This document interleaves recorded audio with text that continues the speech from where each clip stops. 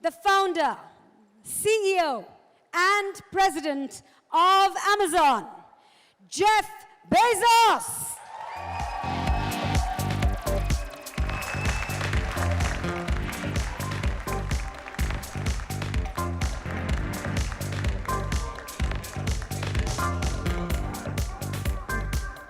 Shah Rukh and Zoya, it's now over to you for the next 30 minutes or so.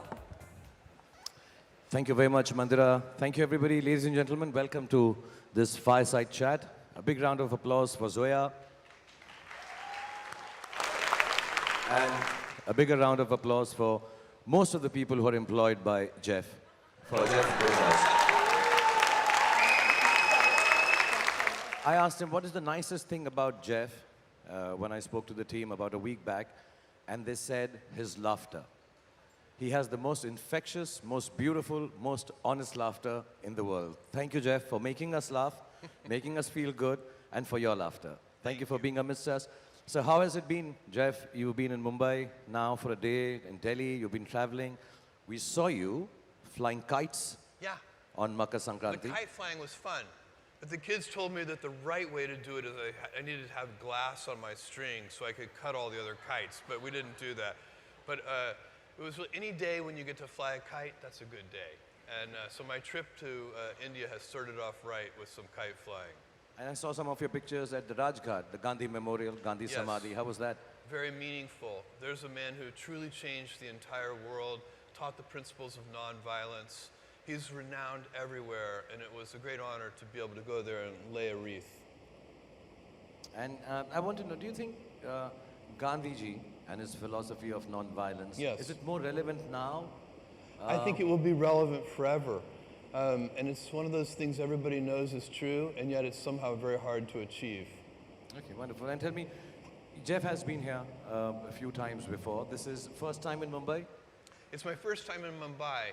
I've been to India. This is my 4th trip to India, but my first time in Mumbai. And I've always wanted to come to Mumbai because the guy who leads Amazon India, Amit, who's sitting right here in the front table, I've known Amit for 20 years. And over 20 years, I've heard little stories about his father. And every time I hear a story about Amit's father, I get more and more intrigued and want to meet him. And he's one of these guys who, Amit has done all these incredibly impressive things in his life, and somehow I get the impression that Amit's father is completely unimpressed by all of these things. And so the more I learn about Amit's father, the more curious I get. And this has been going on for 2 decades. And tomorrow night, I get to have dinner with Amit's father. I hope Amit, Dad is impressed by Jeff. Special guest here, Lauren, welcome to India. Thank you for being here. Priya, wonderful chatting with you backstage. And tell me, have you seen any perceptible change in India apart from the traffic when you came last? Apart from the traffic. Apart from traffic. You know, it's interesting. So I guess the first time I came to India was about 11 years ago. I don't know that I have seen perceptible changes of any great magnitude. What I would actually say is that I notice there's certain things that seem to me to be the same, and I love those things. One of the things I notice every time I come here is that there is so much energy here, and dynamism, and color. The word I would use for it is the whole place seems so full of life. And everywhere you go, every single thing you do, and the diversity of India. When I come here, I've never seen a more diverse place. Everywhere I travel in the world, nowhere more diverse than India. So the energy, self-improvement. Every time I come here, I find that the people that I talk to are focused on and interested in being better tomorrow than they are today. Everybody here seems to be focused on self-improvement.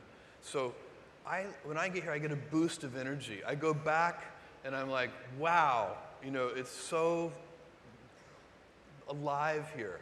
Yes, you guys are going to work extra hours at Amazon when he gets back. And coming in off diversity and dynamism, let's go to business. Did you think online retail would get this big? Oh, no. So, when I started Amazon, it was 25 years ago. I started Amazon in 1994. when I went to seek investors, the first question I had to answer is, what is the internet? None of my investors had ever heard of the internet. And the idea that I had in mind was to build a bookstore. I realized that we could build a store which would have every book ever printed in any language, in print or out of print. And we could do that online. It would be impossible in a physical store. And that was the founding idea of Amazon.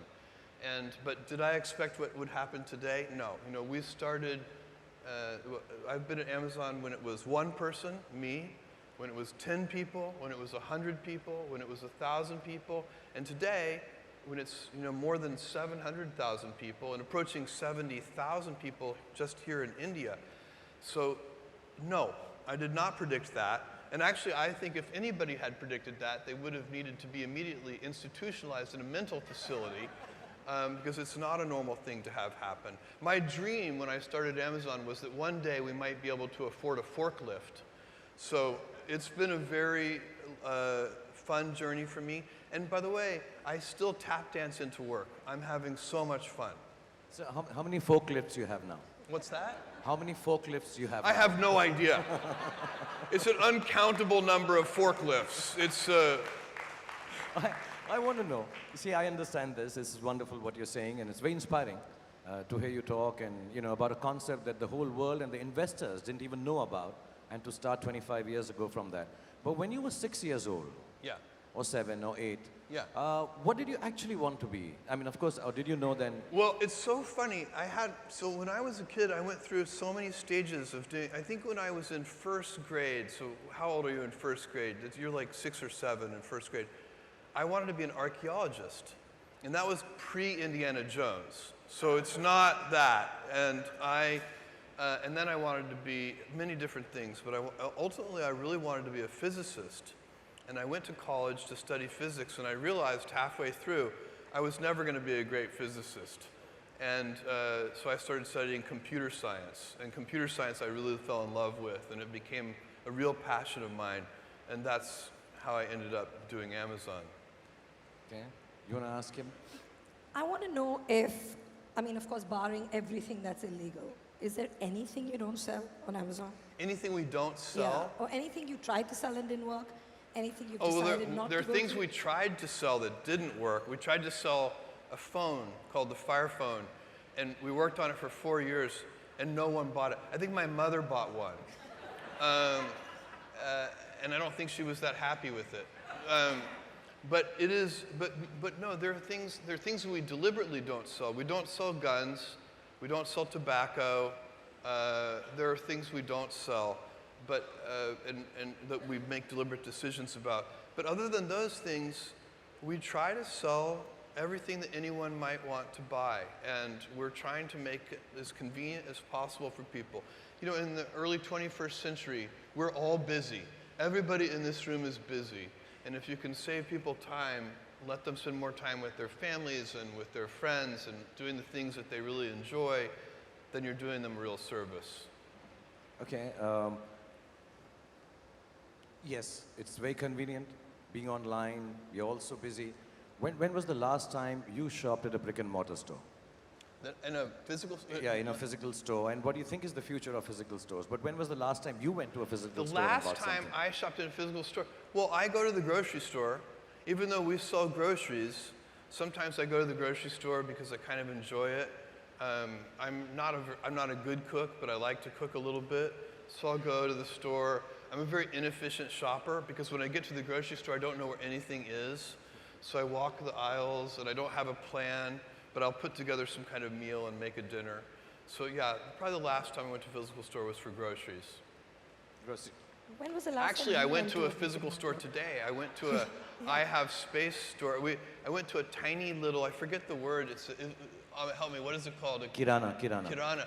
And it was an incredible experience. It's this tiny little store, and they also are a pickup point for Amazon packages. We have a whole program. We have thousands of these points of presence now where they do their regular business, but then they also provide a place where people can come pick up their packages.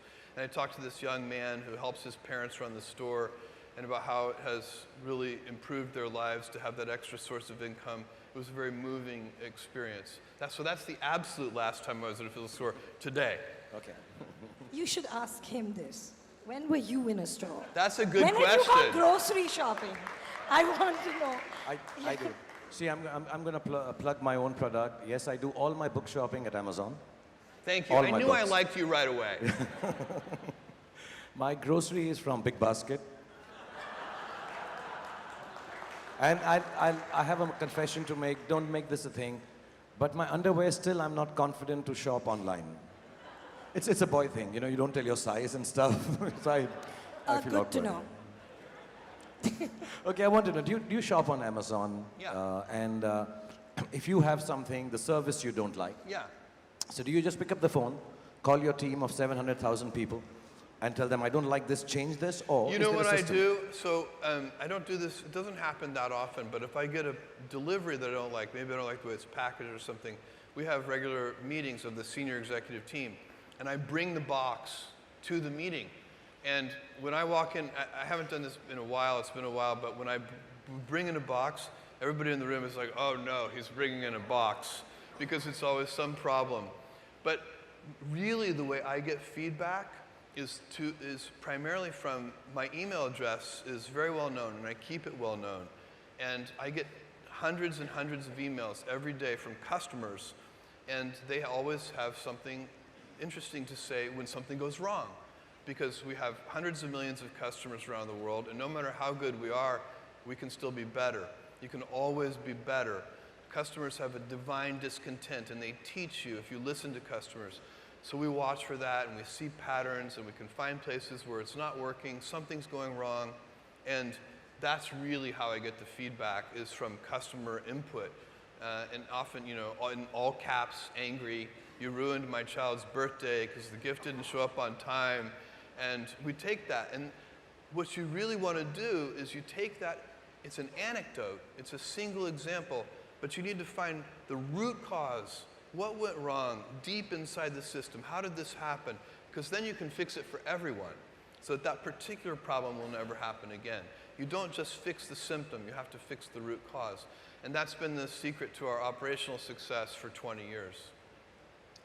Most of the people here, Jeff, are from, lots of them I see, are from the film industry. And it was very heartening when Amazon started creating original content. Yeah. And filmmakers, Zoya, Kabir Khan there, this is a pompous set of people. No. I'm telling you, trust me. You've just started Amazon Prime, 3 years, you'll find out.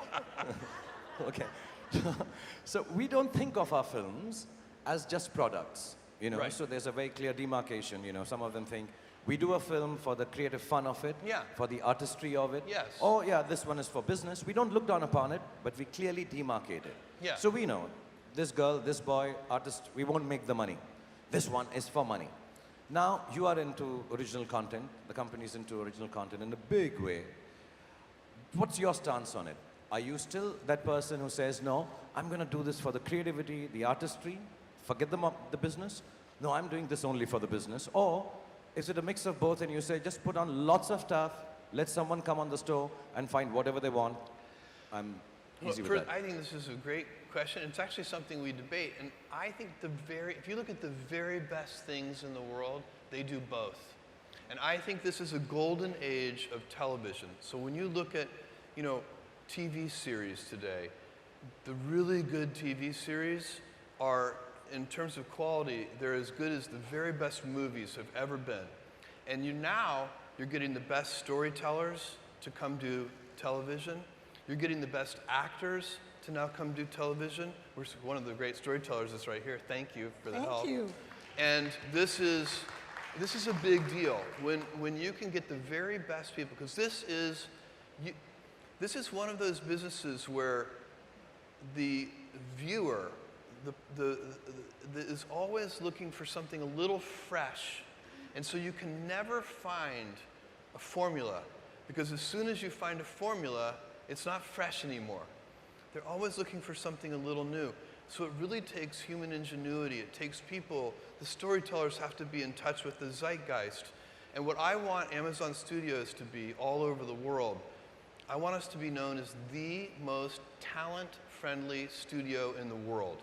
And the reason you need to do that, thank you, is because at the end of the day, it is the talent that makes those stories. Storytelling is the oldest thing that humans do. We've been doing it for thousands and thousands of years. Long before there was written language, before there was any medium to convey it, people sat around and they told each other stories. And it's how we teach each other things. And we learn from stories. We learn from fiction. We learn from fiction because we get to live an alternate life. In that moment, you watch this and you're learning it. So it can be fun, it can be action, it can be funny, it can be comedy.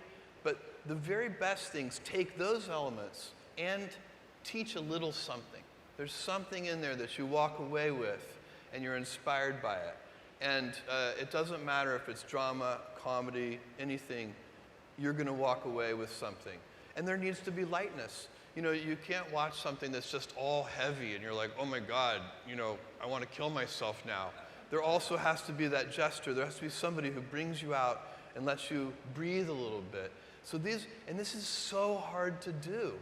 That's why there is so many bad movies and so many bad TV shows, because it is one of the hardest things that humans do, is tell riveting, engaging, inspiring stories. But when you get it right, it's a lever that can change the world.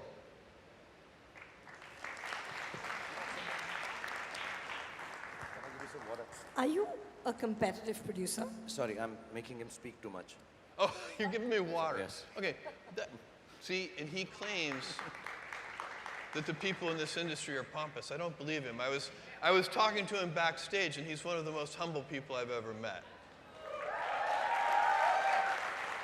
It's only because my last few films haven't done well. That's all.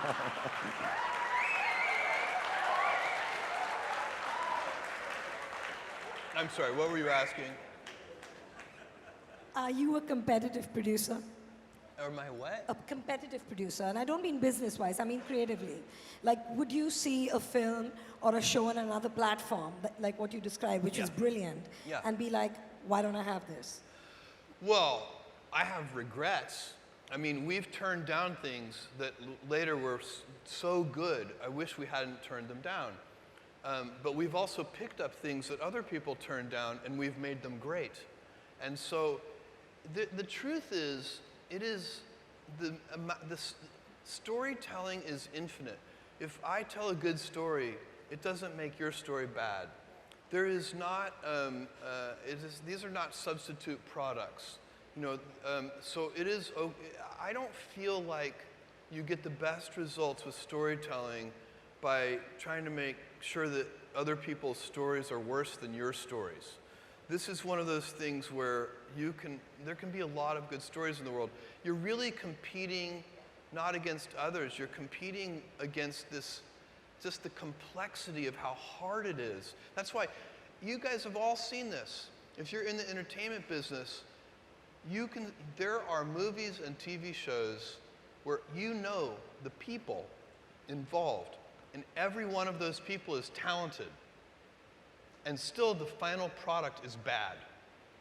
It happens, and because there's a little bit of mystery to it. We don't know how to do it perfectly, and that's what makes it so fun, because there is an artistic element to it. It is not science. What are you watching right now?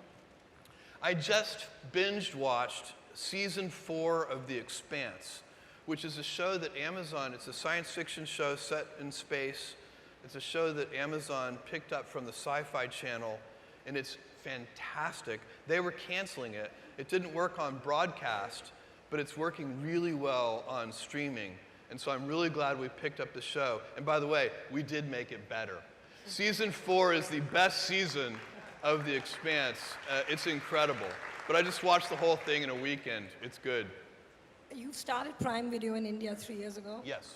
And since I'm a tiny part of it, and so is the company I work with. Thank you. Thank you.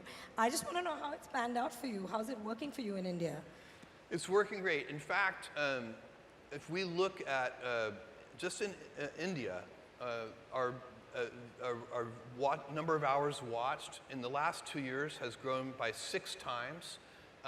We're doing, Amazon Video, Prime Video is doing well all over the world. It's doing well in Japan, it's doing well in Germany, it's doing well in the US, it's doing well in South America.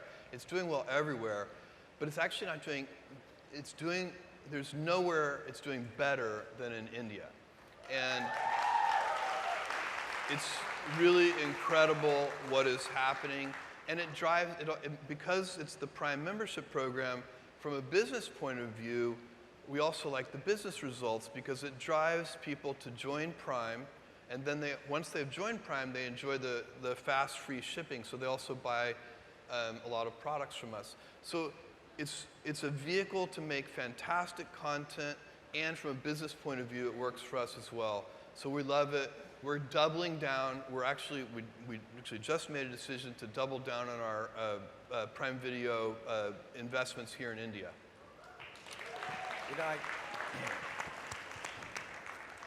You know, before I met Jeff, my understanding was that he'd be a very busy person. He is a very busy person. You're flying around, handling so many things, so many people all around the world, looking at investors, looking at customers. But for a person who's so busy, he's the most easygoing and happy person that I've met in my life. Thank you for being so cool. I wanted to ask you, because I suddenly realized while chatting with you there, what do you think? Let me ask Zoya first. Is there something you think is a sheer waste of time? Like for me, unlike Amit, sleeping is a waste of time. I feel it's a waste of life. You can't sleep. Sleeping, yeah. Yeah. So I don't sleep because I think it's a waste of time. So what according to you is a waste of time? Then I want to ask Jeff, what is the biggest waste of time he thinks? I think sycophancy, chamchagiri as we call it, sycophancy. I think, sorry, pardon my French, kissing butt is a big waste of time. I think you could spend that time really honing your craft, improving your skills. Yeah. I think. Oh, so you think butt licking is a waste of time? Apple polishing. Apple polishing. The better way to put on stage. It's hard to disagree with that. Look, there are a lot of things that are a waste of time. You know, when you think about your life, I think, I often tell people that I work with, if you can get, because people have very high standards for how they want their work life to be. And I said, look, if you can get your work life to be where you enjoy half of it, that is amazing. Because very few people ever achieve that. Because the truth is, everything comes with overhead. That's reality. Everything comes with pieces that you don't like. You could be a Supreme Court justice, and there's still going to be pieces of your job you don't like.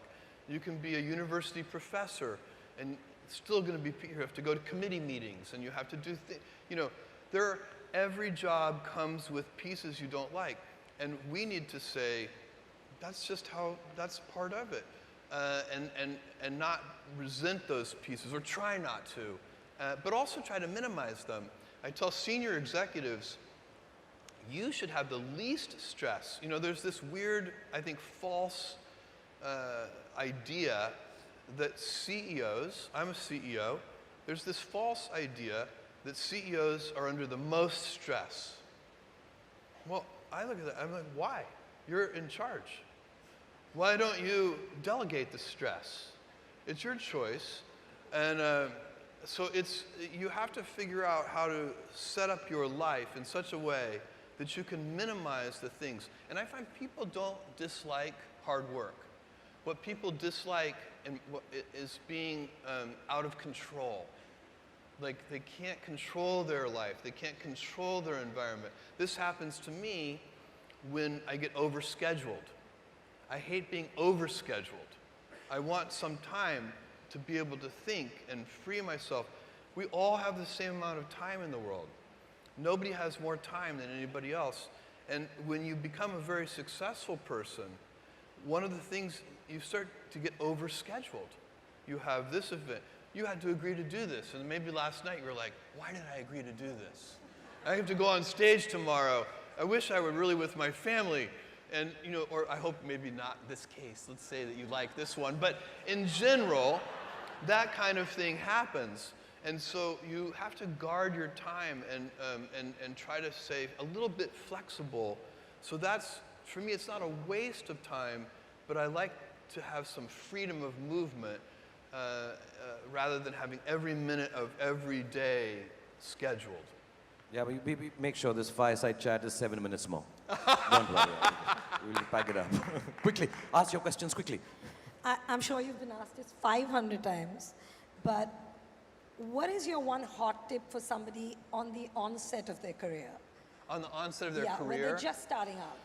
Well, so a young person starting their career, I think there are probably a lot of things. Some of them are very well known and people have heard them many times. They're still true. One of those is you should always focus on, a young person should find something that they're passionate about to do. And that's not going to surprise anyone. It's a clear thing to do. It's very hard. If you don't love your work, you're never going to be great at it. I think the other thing I would suggest to any young person, even before they start their career, is to really think about their choices. Because I find young people, and when I was young, I made this mistake too. You can get very fixed on your gifts. So everybody has gifts. You know, you have gifts and you have things that you didn't get gifted. Maybe you're extremely beautiful. Maybe you're extremely good at mathematics. There are a lot of things that you can be given. But those things can confuse you because they're not the things that construct your life. It's your choices that construct your life, not your gifts. You can celebrate your gifts. Be proud of them. Be happy of them. Actually, don't be proud of them. Be celebratory of them. But you can't be proud because they're gifts. They were given to you. You didn't earn them. You can only be proud of the things you earn. And so as I got older, I started to realize I wasn't proud of my gifts. I was always good at school. School was always easy for me. And I was always proud that I was a great student. I got A's in all my classes. I was good at math, all of that. And I thought that's who I was. But it's not true. Those are the things that are gifts. What was hard for me is deciding to work hard, deciding to use my gifts in certain ways, to challenge myself, to do things that I didn't think I could do, to put myself in uncomfortable situations. We all I would say to a young person, you can choose a life of ease and comfort, or you can choose a life of service and adventure. Which one of those, when you're 90 years old, are you going to be more proud of? Service and adventure for all the young entrepreneurs. There's an enterprise, a concept very close to your heart. Zoya and me a week back started reading upon it, watched some videos, and I don't know if very many people are aware of it. We'd like you to talk about the Blue Origin. Oh, yeah. What it is, how did it start, and what is your vision for it? Well, Blue Origin is my space company, and I have been interested in space since I was a 5-year-old boy. I watched Neil Armstrong and Buzz Aldrin step onto the surface of the moon, and I believe it's important that humanity expand out into the solar system. I think it's important for this planet. We have a very small planet, and humanity has now gotten very big. Anybody who doesn't believe in climate change, 20 years ago, maybe you could excuse people for wondering if it's real. Today, there's so much evidence. The people who don't believe in the problem of climate change are really fooling themselves. It's an important problem, and one of the ways, there are many things we have to do about that, about climate change. But long term, one of the things that we need to do if we want to continue to have a dynamic civilization, a dynamic species, is we need to go use the near infinite resources of space. And we can do that, but we need a new generation of entrepreneurs who can access space, and the infrastructure doesn't exist. So the analogy that I would offer to you is that in the internet, what I've watched over the last 20 years and been a part of, that in the internet, Mark Zuckerberg in his dorm room could create this $500 billion market cap company called Facebook. In space, today, it's impossible for a college kid in their dorm room to create a great space company because the price of admission is too high. It starts in the hundreds of millions of dollars and goes up from there. And so the job of Blue Origin, our job, we want to build reusable space vehicles that lower the cost of access to space to such a sufficient degree that the next generation of kids can start space companies in their dorm room. And we can have a dynamic thing. And then once that happens, we'll start moving all heavy industry and polluting industry. All of that will be moved to space. And we can zone Earth residential and light industry. And don't forget, this is the good planet. We've been to all of them with robotic probes. This is the only good one. So we do have to take care of it. Speaking of the planet, you've just signed the climate pledge. Yes. And the environment is of utmost concern and importance right now. Yes. It's a pretty positive, big positive step. Can you tell us a bit more about it? Well, the climate pledge is a very simple pledge. It's hard to achieve, but simple to understand. It is to meet the goals of the Paris Accord 10 years early. So the Paris Accord goals are to be met by the year 2050. So when you sign the climate pledge, you're agreeing to meet those goals by the year 2040. And it's hard, but it's achievable, and it takes collective action. And one of the things that a company like Amazon can do, because we are a large company, if Amazon had 500 employees and we signed the climate pledge, that would be good, but it wouldn't move the needle. With a company the scale of Amazon, we can use our scale and our scope and our global footprint to actually move the needle, because it's not, for us to meet the climate pledge, we can't do it by ourselves. We have to get cooperation and collaboration from all of our supply chain partners, our delivery partners, everyone. They need to help that. We need companies to build electric delivery vehicles for us. We just ordered 100,000 electric delivery vehicles. We're building electric rickshaws here in India. So it needs to be collective action, but large companies can lead the way on that collective action. I want to know, Jeff, where I started from actually. Is there a job, if it wasn't Amazon, if it wasn't business related, is there something else? You started all over again at this age and stage, and you took on a different profession. Would there be one that is close to your heart? I would be very curious today. If I were a young college student today, I would be very interested in biotechnology. I think biotechnology is just a fascinating arena that probably in the next 10 or 20 years, there's going to be a golden age of biotech. One of the golden ages that's happening right now before our eyes is also artificial intelligence and machine learning. So that's another arena that I would be very interested in. My backup career is I'm a very good bartender. So if all else fails, you'll see me at the local bar, and I'll be making your drinks slowly, but they'll be good. They'll be good, yeah. Was that your plan B? That was never plan B. The real plan B, if Amazon hadn't worked out, I would be an extremely happy software programmer. Do you usually have a plan B? Do you have? I don't have plan Bs. Do you have I plan actually Bs? don't like plan Bs. I find plan Bs are, they defocus you from plan A. Plan B should always be make plan A work. You have plan Bs? No. No, I'm taking this back from Jeff now. Plan B is to make plan A work. That's it. No more plan Bs. Not only because of India, because I'm like that. I was chatting with you backstage. Zoya, are you superstitious about anything?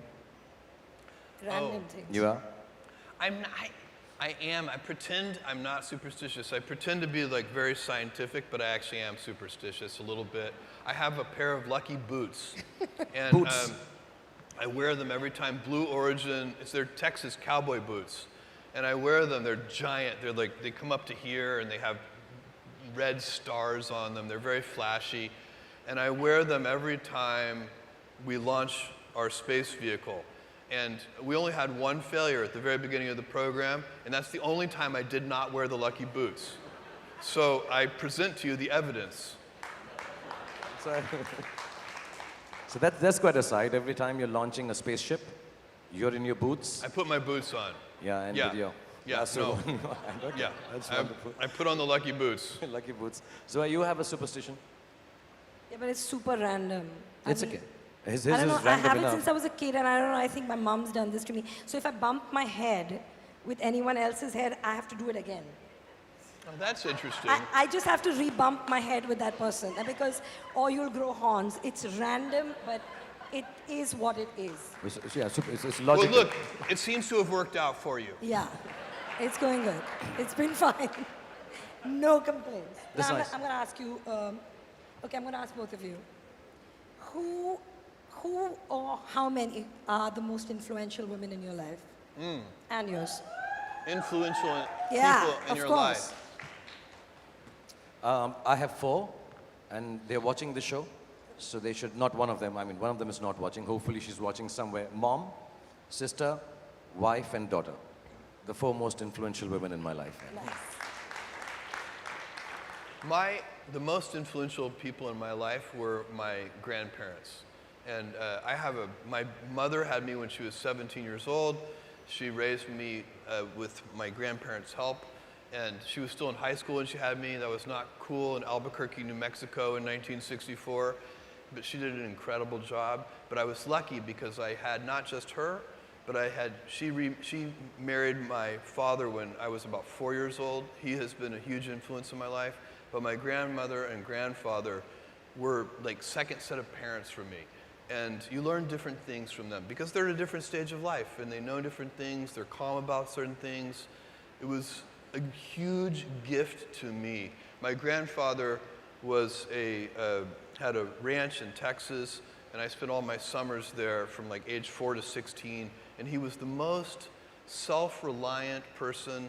He did all of his own veterinary work, all the things, I mean, and to observe him solve problems and figure out how to do things with no tools and no resources and, very small amounts of money, it was a huge education from an early age. So we were very lucky.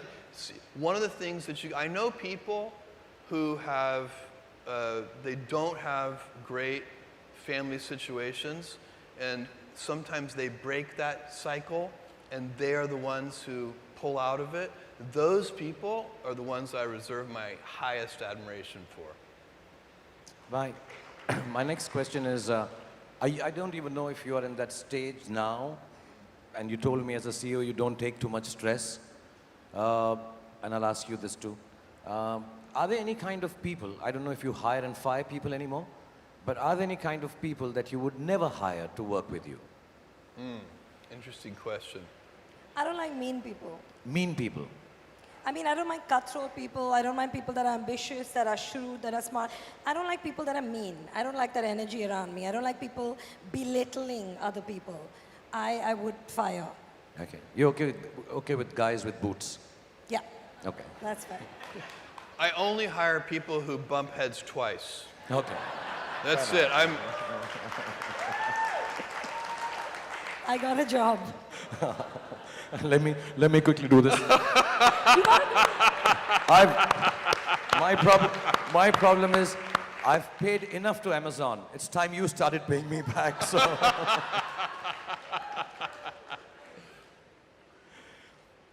You want to ask him some? Yes.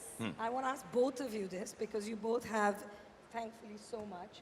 If there's one thing you could have more of, what would that be? One thing I could have more of. I mean, the obvious answer is time. It is time to do. I like time. I'm not efficient with my time because efficiency. There's an embedded assumption when you're being efficient, and the embedded assumption is that you know where you're going. And I like to wander because it's wandering that allows you to invent and to explore and to follow your curiosity. But wandering is very time consuming. And so if I could have one more thing, it would just be more time. Me, I learned this from Mel Brooks, and I want more of peace, peace of more riches, piece of more fame, piece of my name in history. That's what I want. Okay, I think we've overtaken your time. You've talked about time. Last question. I don't know how many people know this. In India, when sometimes you're putting in money to make content, you say cast your son and daughter in the film. It happens sometimes. For Amazon, very few people know Jeff Bezos has acted in Star Trek. Oh, that's true. So next time you're making something... It's my best role. It's the best role, yeah. So how did that happen? And is it going to happen to people here when they have to make content for you, that Jeff comes along if you okay the script? I got that role by literally begging. So and persistently, like for years, I would go, they were making a new Star Trek film, and I would say, I would like to be in the film, and they would say no. And then I would say, I would like to be in that film, and they would say no. So I just kept after it. And by the way, I also made it difficult for them because I had requirements. I said, you can put makeup on me, make me an alien, no one will know it's me. However, I need it to be a speaking role, and it needs to be a pivotal scene so that my line cannot be cut on the cutting room floor. And so I had those conditions, and they would say no.